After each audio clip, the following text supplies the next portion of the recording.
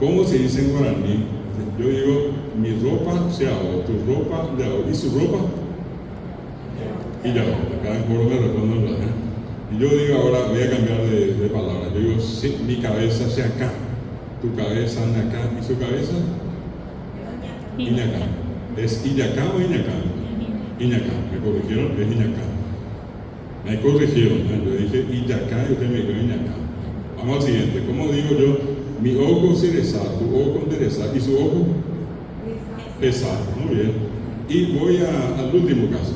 Yo digo mesa, mi mesa se mesa, tu mesa no mesa, ¿y su mesa? Y mesa, perfecto.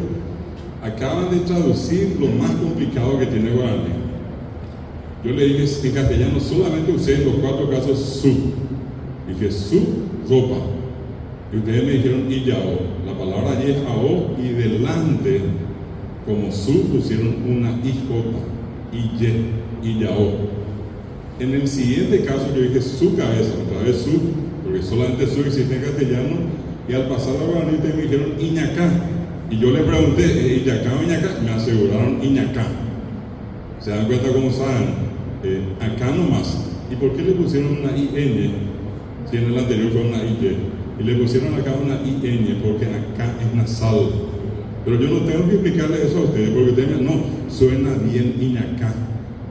Como estamos tan acostumbrados, a nosotros nos sale fácil eso. IN.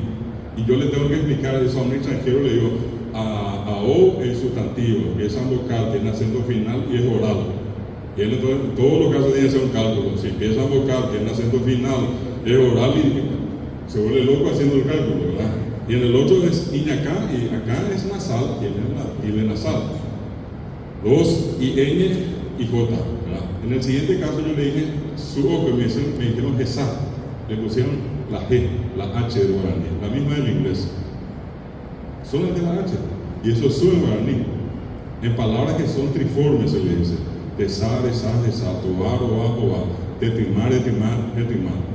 Son palabras triformes, oga. Y en el último caso, yo les dije, su mesa, y ustedes me dijeron, y mesa. Le pusieron una I, la palabra mesa. 4 maneras diferentes, sin ningún problema, ustedes usaron, inclusive me corrigieron entre la primera y la segunda cuál es la correcta, y exactamente esa fue la correcta. Ahora díganme si no hablan guaraní.